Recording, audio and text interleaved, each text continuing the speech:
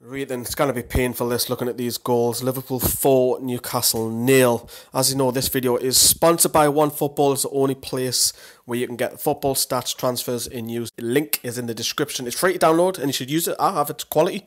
Let's get on with the goals.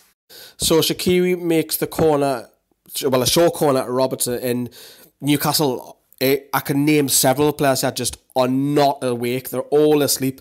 I mean, Lovren, when the corner is taken short and Robertson crosses in, he's not even in the box by this point, and as the cross comes in, you can see three players, they're all attracted to the ball rather than keeping an eye on the runners coming in towards the box.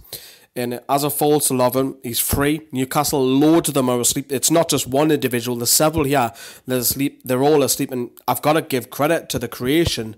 It's an absolutely fabulous finish. What a finish that is at the top corner, but it could have been easily avoidable. Poor asleep awareness for Newcastle. They're all asleep, but you've got to say absolutely brilliant finish from a player that you wouldn't expect it to produce, and a brilliant finish, 1-0. Right, so moving on to the controversial second goal.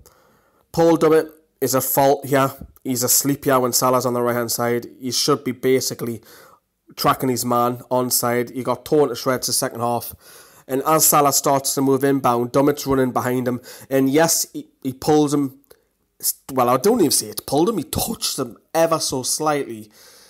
Technically, it's a penalty, but the theatrics by Salah and the way he just flings himself at the ball, and it's been talked about overall for the last 24 hours or so, and the FA have let him get off. It's a penalty, but the FA need to look at players and why they're just flinging themselves to the ball. Yes, he's won Liverpool a penalty, but for Newcastle, when we look at this and think, how a man, grow up here, you're a grown man, flinging yourself to the floor. You're pathetic, you look embarrassing, you give footballers a bad name. Salah steps up, good penalty, game over. Newcastle players' heads are down, they've lost, and then the rest is history. Goals started coming left, right and centre after that. Right, the third goal, a couple of errors here as well. Now Yedlin clears the ball, but have a look at the defensive position when the ball is played back in by Jordan Henderson. Matt Ritchie is suckered into watching the ball. He tries to come out and he leaves his man behind him, because then Trent Alexander-Arnold is free because Ritchie sucked into watching the ball rather than the man. He plays the ball back across, but where is Jamal Lascelles? Where is Federico Fernandez? Fernandez is just casually jogging back out.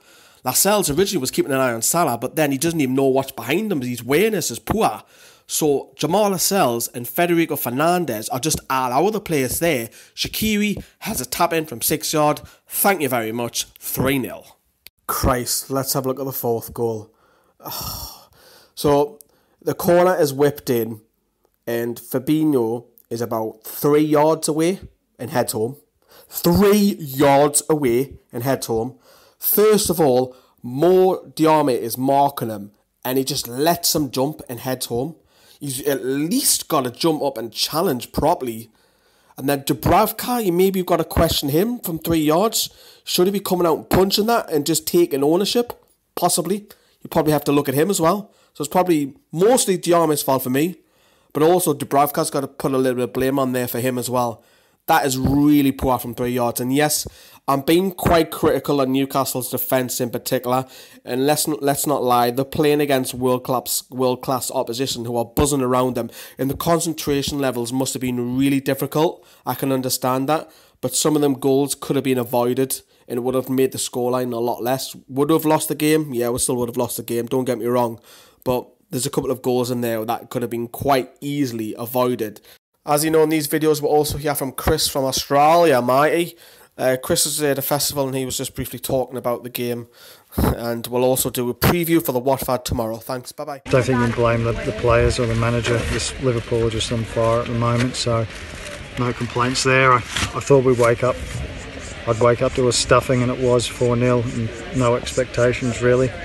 The only expectation and hope we can have is this takeover is legitimate and can happen as soon as it can possibly happen, and possibly get a couple in the January transfer window, because yeah, we're sinking, and with Rafa coming to the end of his contract, I think he'll be losing interest very quickly if they're not getting serious about the future. So let's hope underneath the surface is the deal's going on to sell a club, and it can happen within the window and we can do something, because yeah, I believe that the team will be given 100% every time they get out in the park, even though they have limited ability. We'll still grind out results and get a few results here or there, and just stay clear of the relegation zone. But yeah, to really keep Rafa, we need to sell the club, and that's what we all should be aiming for and hoping for. Right, signing out.